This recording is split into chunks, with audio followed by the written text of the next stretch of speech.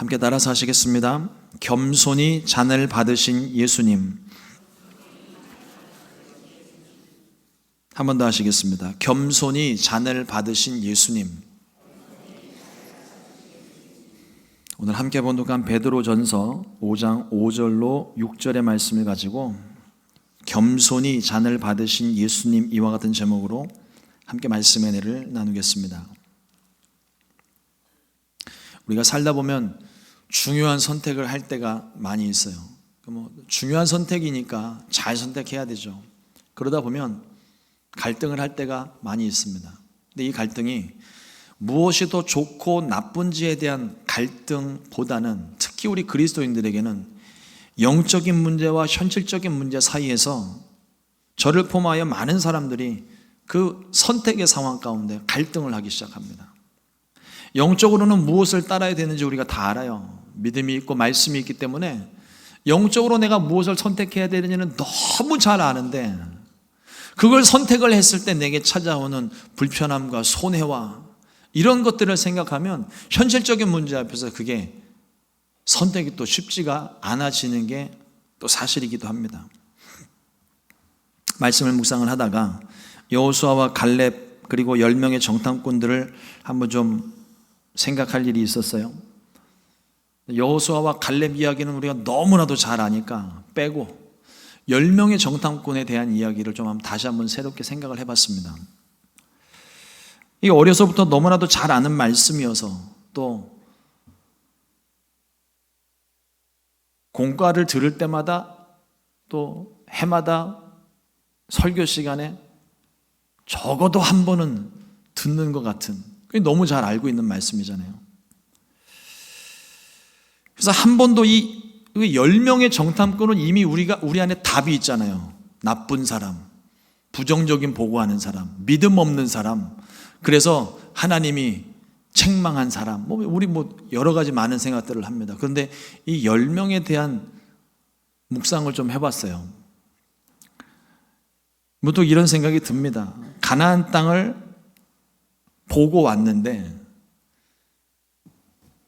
객관적으로 전력 차이가 너무 많은 거예요. 이스라엘 백성이 이제 막 출애굽해가지고 가나안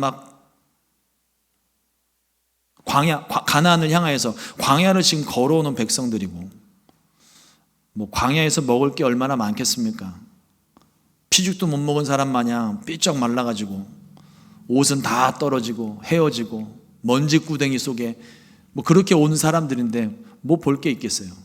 그런데 이 사람들이 가나안 땅에 들어가서 보니까 그 땅에 모든 게 다 커요. 거인족들이 살아요. 키도 크고 등치도 크고 힘도 세 보이고, 더군다나 이 이스라엘 백성들은요, 나중에 왕을 요구할 때 하나님께 어떤 조건을 내거냐면 왕을 달라고 하면서 군사에 대한 이야기를 해요. 그러니까 이 광야를 거쳐온 이 백성들은요, 정규군이 없는 거예요. 군사교육을 한 번도 못 받아봤어요. 근데 이 가나안 땅에 사는 족속들과 전쟁을 해야 돼요. 그런데 전쟁을 하기 위해서 전략 전술을 짜기 위해서 가나안 땅을 들어가 봤겠죠. 근데 가서 보니까 이 사람들 등치도 크고 정규군도 있고 도구를 다루는 기술이 남다른 사람들인 것처럼 보인 거예요. 이스라엘의 패배는 너무나도 당연하게 보였습니다. 특별히 이 10명의 정탐꾼들은요, 가족과 지파를 대표하는 사람들이에요. 책임이 있는 사람입니다. 현실적으로 보니까, 나름 객관적으로 보니까 싸움이 안 될 것 같은 거예요. 가족이라도 지키겠다고, 지파라도 지키겠다고 부정적인 보고, 그냥 사실적인 보고를 한 거예요. 이런 식으로 생각을 해보면 나름 그 사람들이 그렇게 보고할 수밖에 없었던 게 조금은, 제가 태어나서 처음 조금은 이해가 좀 됐습니다. 그런데 진짜 중요한 문제가 하나 있죠. 이 사람들 볼 때는요, 겉모습으로 볼 때는 사리 분별이 정확한 사람들입니다. 보여지는 것을 보고 느끼는 것을 가지고 이게 된다 안 된다를 분석하는 사람들이에요. 저도 성격이 되게 좀 분석적인 사람이라 딱 보고 된다 안 된다 이게 답이 후루룩 나올 때가 있어요. 그런데 이 사람들이 그런 모습인데 영적인 면에서 봤을 때 이 사람들은 불신과 교만으로 가득한 사람이에요. 주위에서 잘 보셔야 됩니다.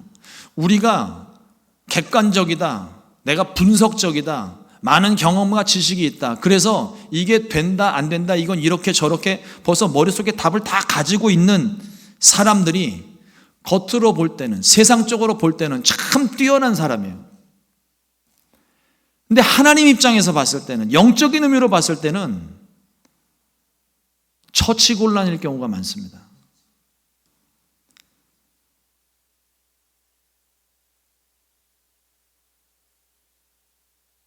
하나님의 백성들인데 하나님을 믿지 못하는 일을 하고 있는 거예요. 이게 가장 큰 문제입니다.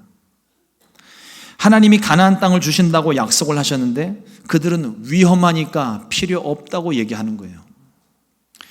하나님은 내가 너와 함께 갈 것이라고 말씀을 하셨는데 그들은 우리는 못 간다고 이야기합니다. 하나님은 내가 할 수 있다고 말씀을 하셨는데 이스라엘은 우리는 불가능하다고 이야기하는 거예요. 하나님이 무슨 말씀을 하셔도 이 사람들은 안 믿어요. 못 믿어요. 무조건 안 된다고 그러는 거예요. 무엇이 문제인지 아시겠습니까? 아무리 하나님이 말씀을 하셔도요, 이스라엘 백성들이 이 말을 곧이곧대로 듣지를 못하는 거예요. 믿지를 못하고 오히려 거부합니다. 그래서 하나님이 화가 단단히 나셨어요. 민수기 14장 11절 말씀에 보면 야훼께서 모세에게 이르시되 이 백성이 어느 때까지 나를 멸시하겠느냐, 내가 그들 중에 많은 이적을 행하였으나 어느 때까지 나를 믿지 않겠느냐. 사람들이 하나님을 믿지 않고 더군다나 교만한 이유는요, 하나님의 말씀보다 자신의 지혜와 능력과 경험을 더 신뢰하기 때문입니다.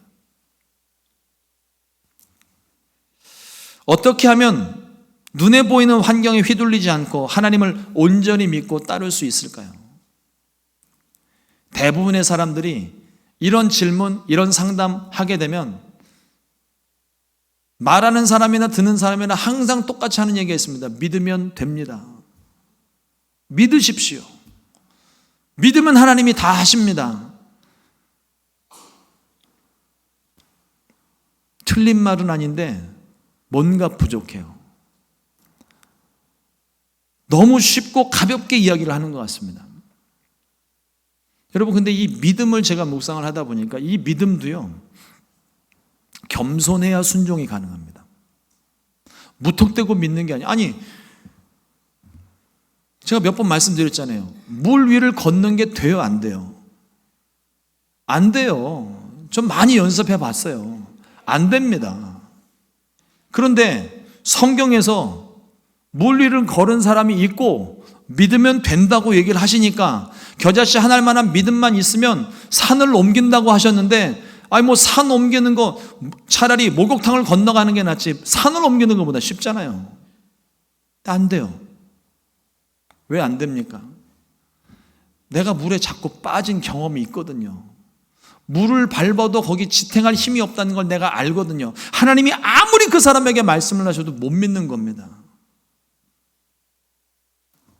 하나님을 인정하지 않기 때문에 그래요. 내 경험이 더 중요한 거죠. 내 지식이 더 우선인 겁니다. 하나님 말씀 들을 때는 아멘. 그러나 듣고 난 다음에 내가 행할 때는 그거는 소용이 없는 거예요. 믿음이 없으니까. 정말 이게 세상이 거꾸로 돌아가고 하늘이 찢어지는 것 같은 그런 현상들이 일어날 것 같은 막 불같은 믿음이 막 일어나면 될지도 몰라요. 어젯밤에 누가 미시간 호수를 건너왔을 수도 있습니다. 근데 우리가 경험과 지식이 너무 많아서 못 믿는 거예요. 그런데 내가 가진 경험과 지식을 내려놓으면, 내가 가지고 있던 것들을 다 내려놓고 하나님을 바라보면 믿음의 역사가 일어난다고요. 저와 여러분들이 그렇게 경험하지 않았습니까?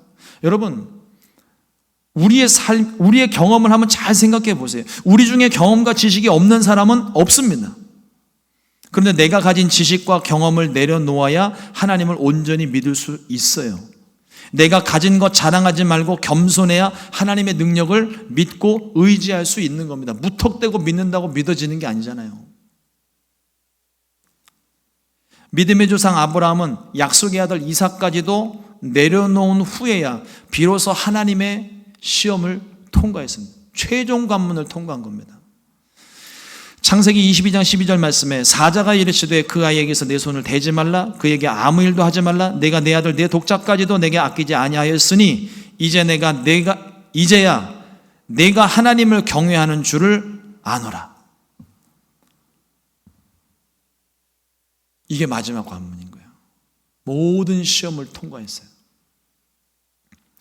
온 지면에서 가장 온유했던 모세도 광야에서 40년 동안 내려놓는 훈련을 한 후에서야 하나님께서 그를 사용하십니다.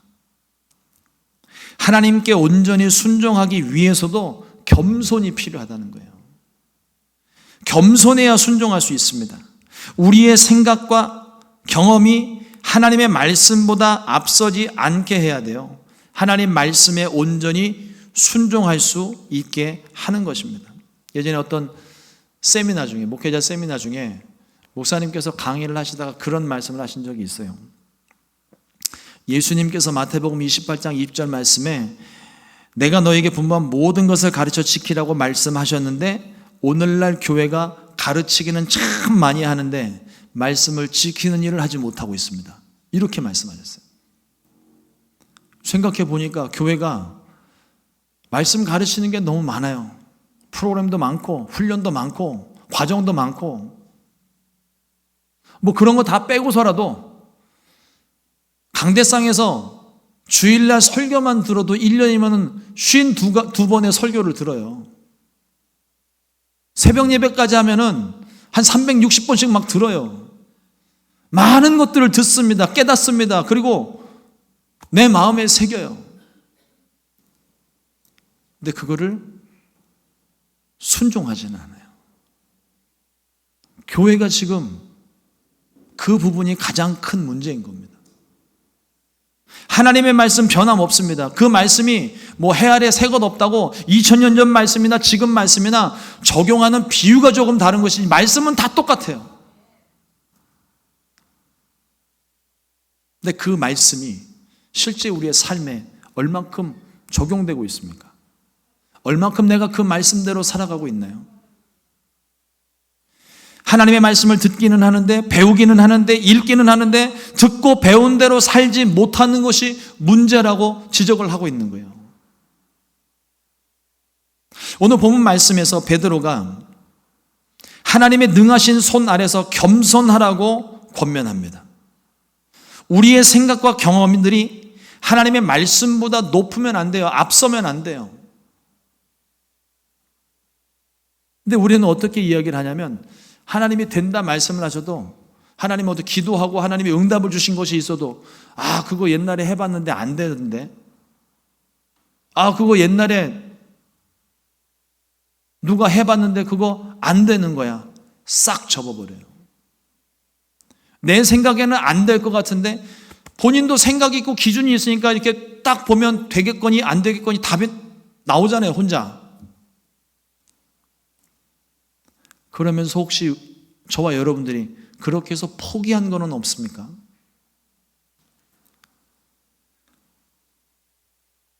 겉모습은 되게 겸손한 것처럼 보여요. 되게 사리분별 잘하고 있는 것처럼 보여요. 하지만 사실은 하나님을 인정하지 않는 교만의 또 다른 모습이기도 합니다. 반대의 경우도 있어요. 그 옛날에 내가 이렇게 해봤더니 이거 되더라. 이렇게 한번 해봐. 저렇게 한번 해봐. 시간이 바뀌고 환경이 바뀌고 대상이 바뀌면 하나님의 말씀이 아닌 이상 하나님 말씀을 제외하고 또 결혼하신 분들은 아내를 제외하고 가족들을 제외하고 변할 수 있는 건 다 바꿔야 돼요. 애굽에 살던 이스라엘 자손들이 출애굽을 하면서 광야에서 위기 때마다 하나님의 기적을 경험했습니다. 그들이 하나님에 대한 지식이 없는 것도 아니고 경험이 없는 것도 아니에요. 은혜를 다 경험을 한 사람들입니다. 그럼에도 불구하고 이 사람들은 조금만 어려움이 생기면 별로 유쾌하지도 않았던 그 애굽에서 살던 때를 굳이 기억해내서 애굽으로 돌아가려고 해요. 이 사람들이 애굽에서 살면서 그렇게 힘들게 노예 생활하면서 하나님께 뭐라고 기도를 했을까요? 하나님, 우리를 살려주십시오. 건져주십시오. 이 애굽에서 우리를 살게 하여 주옵소서. 구원해 달라고 부르짖었다고, 그 부르짖음을 하나님이 들었다고 기록을 하세요. 그 부르짖음이 들렸기 때문에 하나님이 모세를 보내신 거잖아요. 그래서 하나님께는 적용되는 단어 아니지만 의미를 좀 살려서 제가 살 좀 붙이겠습니다. 우여곡절 끝에 하나님이 10가지 재앙 내려서 바로에게서 하나님이 빼내시잖아요. 그래서 그 부르짖음에 하나님이 응답하셨습니다. 근데 이 백성들이 광야에 나와서 거기서 하나님 먹을 것도 주셨죠, 마실 것도 주셨죠, 옷이 헤어지지 않게 하셨죠, 신발도 챙겨주시죠, 대적들 만나면 다 물리쳐 주시죠, 구름기둥 불기둥으로 지켜주시는데 요만한 문제 하나 생기면 왜 우리를 애굽에서 건져냈냐고 생떼를 쓰기 시작합니다. 이 모습이 혹시 저와 여러분들의 모습은 아닐까요? 하나님이 우리에게 베풀어 주신 은혜가 얼마나 많은데요. 하나님이 우리를 베풀어 주신 다른 거 다 제껴놓고서라도 우리 이론적으로 알고 있는 거 있잖아요. 죽을 수밖에 없는 우리를 살려주셔서 주님을 믿게 하시고 영원히 살게 하셨다는 이 놀라운 은혜, 이거 하나만 있어도 평생 감사해도 모자란데, 근데 우리는 오늘 내가 불편한 거 하나 때문에 불평하고 원망하고, 그 은혜는 이미 마음 가운데 없어요. 다 사라져버렸고 내가 불편한 거 하나만 가지고 이야기를 하는 거예요.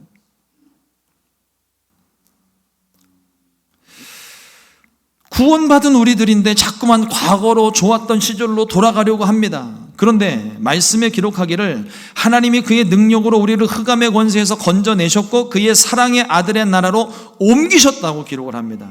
우리가 어디에 있든지 어떤 문제를 만났든지 우리가 부르짖으면 즉시로 하나님이 달려오셔서 우리를 또 건져주시는 거예요.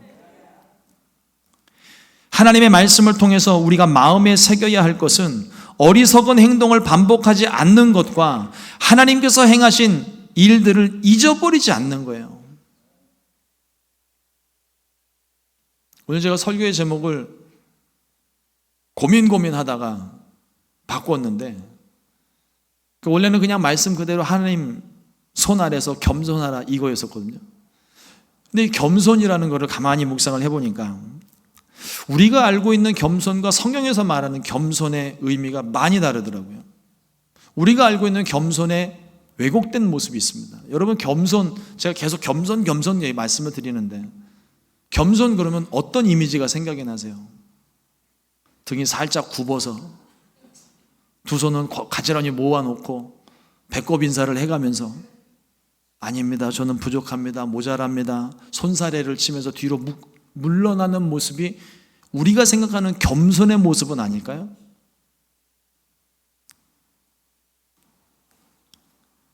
그렇지 않습니다.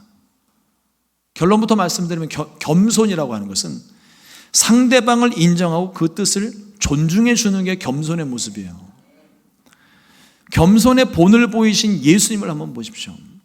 예수님은 겸손하게 고난의 잔을 마셨습니다. 하나님의 진노의 잔을 겸손히 받으셨어요. 그런데 그 하나님의 뜻에 순종하시는 그 예수님 모습에 연약함은 조금도 보이지 않고 오히려 당당하십니다. 사람들 앞에 매질을 당할 때도, 채찍질을 당할 때도, 신문을 당할 때도 예수님은 조금도 비굴한 모습, 연약한 모습, 뒤로 물러서거나 손을 다소곳이 모으고 어깨를 구부린 자세를 조금도 보이지 않으세요. 그들 앞에 오히려 당당하게 말씀을 하실 때는 당당하게 말씀하시고, 대답할 가치조차 없는 말에는 입도 뻥끗 안 하시고, 그런데 그 모습을 성경은 겸손한 모습이라고 표현을 하고 있어요. 다시 말씀드리지만 겸손은 자신의 존재를 부정하는 것이 아니라 오히려 자신을 인정하고 더불어서 상대를 존중하는 게 겸손의 모습인 거예요. 예수님은 우리를 구원하시려고 하늘보좌를 버리고 겸손하게 인간의 몸을 입으셨습니다. 또 예수님께서 제자들의 발을 씻기는 모습을 보십시오. 겸손하게 그들의 발을 씻기셨는데 그 모습 가운데 부끄러움이나 스승이 제자의 발을 씻겨 창피함이나 부끄러움, 연약함이나 소심한 모습 어디에도 찾아보지를 못합니다. 하나님께서 다윗을 하나님 마음에 합한 사람이라고 칭찬하시고 인정하셨죠. 다윗은 용맹스럽고 믿음이 그 용맹한 장수의 모습을 우리가 알고 있는데 다윗에게도 겸손의 모습이 있습니다. 그런데 이 다윗을 여러분 생각해 보세요. 연약하고 소심하고 줏대없고 몸을 비꼬며 뒷걸음질 치고 손살에 친 적이 있나요? 오히려 다윗은 성격은 강하고 주장도 강하고 물러섬이 없는 사람입니다. 그런데 이 다윗이 자신의 일을 위해서는, 자기가 살고자 하는 일에 대해서는 때로는 무릎을 꿇을 때도 있었고 때로는 도망자가 되기도 했었고 때로는 미친 척도 합니다. 그러나 하나님을 위해서라면 절대로 물러섬이 없어요. 철저하게 하나님을 경외하고 높였습니다.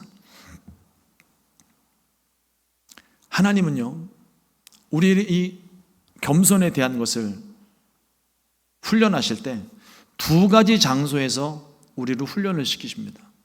첫 번째는 광야, 두 번째는 풍요로움 속에서 우리를 시험하세요. 대부분의 사람들이 광야의 시험은 잘 통과합니다. 힘들어요. 어렵고 외롭습니다. 하지만 광야 시험은 웬만하면 시간의 차이는 있겠지만 웬만하면 광야 시험은 다 통과합니다. 그 과정들을 통해서 저와 여러분들이 주님 만났잖아요. 어려웠을 때, 질병 걸렸을 때, 해결 못하는 문제를 만났을 때, 인생의 절망적인 상황에 처했을 때, 그때 거의 대부분의 경우가 그런 경우에 하나님 만나지 않으셨나요? 광야의 시험은 그렇게 통과해지는 것 같아요. 그런데 풍요로운 자리에서는 오히려 실패를 많이 합니다. 우리는 풍요롭고 가진 게 많으면 오히려 시험을 더 잘 이길 수 있을 거라고 생각을 해요. 그런데 가진 게 많으면 많을수록, 풍요로우면 풍요로울수록 시험을 통과하지 못합니다. 우리의 가진 것이 너무 많아서 재산과 권세를 의지하기 때문에 그 시험을 통과를 못하는 거예요. 부유함은, 풍요로움은 적절하게 조절하면 우리에게 참 유익이 됩니다. 그런데 예수님은 하나님과 재물을 겸하여 섬기지 못한다고 말씀을 하셨어요. 여기 재물을 표현하고 있는 이 단어가 원어를 보면 맘몬입니다. 많이 들어보셨죠? 성경 가운데 유일하게 하나님 외에 신적인 권위를 부여하고 있는 단어가 맘몬이에요. 하나님과 대등한 위치에 있다고요, 재물이. 그만큼 우리 가운데 있어서 차지하는 비중이 크다는 겁니다. 재물이 잘못된 건 아니에요. 주의 일을 하는 데 있어서도 재물이 필요합니까? 그런데 돈의 마음을 빼앗긴 우리의 마음이 문제라는 거죠. 하나님을 경외하는 것도 겸손과 관련이 있습니다. 하나님을 경외하는 것은 하나님에게서부터 멀어지는 것을 두려워하는 마음이에요. 그런데 이 경외하는 마음이 없다는 것은 하나님이 멀어져도 상관없다는 교만한 마음입니다. 오늘 말씀 가운데도 분명하게 말씀하고 있어요. 하나님은 교만한 자를 대적하시되 겸손한 자들에게는 은혜를 주시느니라. 내가 가진 것을 자랑하는 것이 아니라, 내가 경험한 것을 내세우는 것이 아니라, 그걸 주장하는 것이 아니라 하나님께서 말씀하시는 것, 하나님을 높여드리고 하나님을 인정해드리고 하나님을 존중해드리고 그 하나님의 뜻이 이루어지기를 바라는 마음으로 순종하는 게 겸손이라는 거예요. 하나님에게 뿐만이 아닙니다. 우리 이웃들에게도 마찬가지예요. 상대방이 무엇인가 의견을 내고 말을 하는데 넌 그게 문제야. 내가 해봤는데 안 돼, 그거는. 다 다 무시해버리는 거예요. 겸손한 모습이 아니죠. 설령 그렇다 하더라도 상대방을 존중해주고 나보다 남을 더 높이 여기고 존중해주는 그 마음을 통해 한 영혼이 구원함을 얻고 한 사람이 오늘 위로를 얻는 겁니다. 사랑하는 성도 여러분, 사람들이 자꾸만 무엇인가 하려고 할 때 내 힘을 의지하려고 해요. 자꾸 내가 무엇인가를 하려고 합니다. 저도 그런 사람 중에 하나예요. 성격이 좀 까칠해가지고 완벽주의 성향을 가지고 있거든요. 그러니까 이게 안 갖춰지면 안 해요. 그 교만한 모습이라는 걸 알아요. 근데도 안 해요. 자꾸 뭔가 내 힘으로 하려고 합니다. 그런데 내 힘으로 하려고 하면 금세 지쳐요. 여러분 달리기 건강을 위해서라도 조깅 하시는 분들 한 30분 1시간 뛰고 나면 막 기진맥진 하시잖아요. 마라톤 선수가 아닌 이상에는 4-5시간 달리는 것도 벅이 없습니다. 전문가들도 그게 힘들어요. 뛰고 나면 막 헐떡헐떡 되는데요. 근데 그걸 내심으로 달리려고 그러면 참 안 되는데, 주중에 말씀을 묵상하다가 그런 생각을 갖게 하셨어요. 우리가 주님 안에 있다는 게 얼마나 큰 은혜인지 아세요? 우리가 세상이라는 바다를 건너가는데 구원의 방주를 타고 있으면 안 뛰어도 돼요. 수영 안 해도 돼요. 배 안에 누워만 있어도 가요. 우리 힘으로 하는 거는요, 그러니까 우리 힘으로 하는 사람들은 배 안에서도 뛰어요. 자꾸 뛰어요. 안 뛰면 병 날 것 같아서 자꾸 뛰어요. 아무것도 안 하셔도 됩니다. 그냥 누워만 계시고 떠다 드리는 음식만 드시면 됩니다. 얘기를 해도 뭔가 자꾸 그 안에서 밥을 하려고 하고 반찬을 해야 될 것 같고 뭔가 청소를 해야 될 것 같고 그래야 내가 밥값을 하는 것 같고. 주님 안에 있으면 그게 필요가 없는 거예요. 주님 안에 그 방주 안에 앉아만 있어도 주님 원하시는 대로 가는 거예요. 순종이 그겁니다. 주님이 원하시는 것 알고 결과가 어떻게 될지 난 몰라요. 근데 나를 따라오너라. 내 배를 타봐. 하나님이 저와 여러분들에게 야, 타. 그래갖고 우리 지금 구원받은 거잖아요. 그렇게 우리가 가고 있으면 하나님이 목적지까지 우리를 이끌어 나가시는 거예요. 힘 들일 거 하나도 없어요. 근데 우리는 그 안에서 내 힘을 들여서 자꾸 뛰죠. 뭔가를 자꾸 하려고 해요.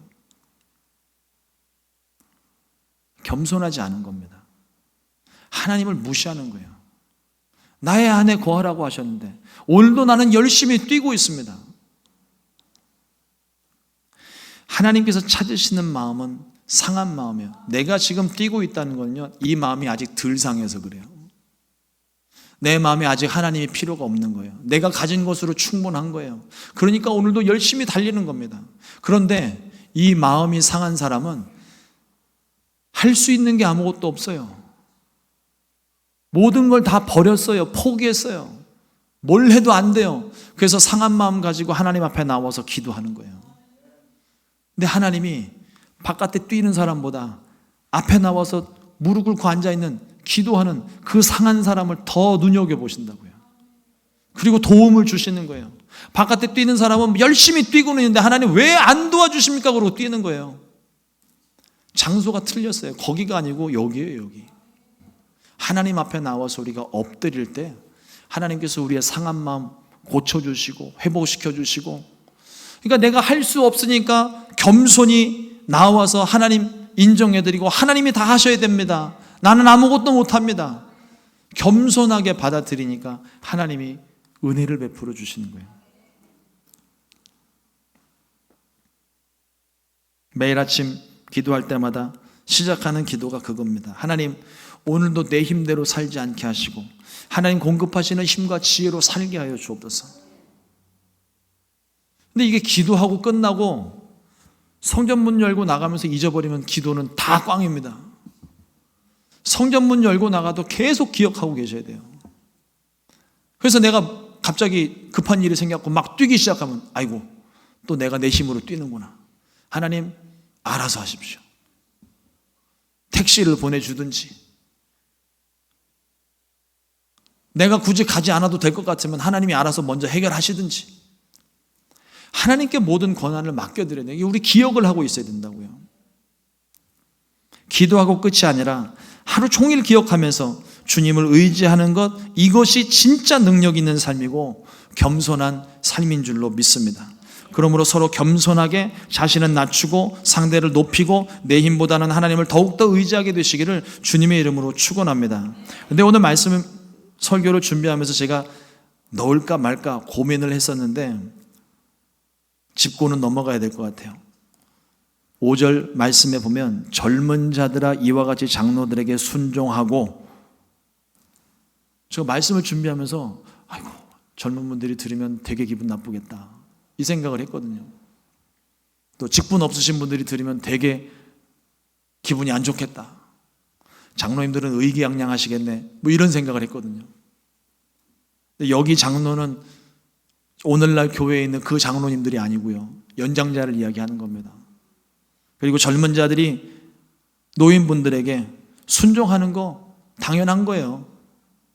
미국이라고 크게 다르지 않아요. 미국 사람들도 젊은 사람들이 어르신 말들을 귀담아 듣습니다.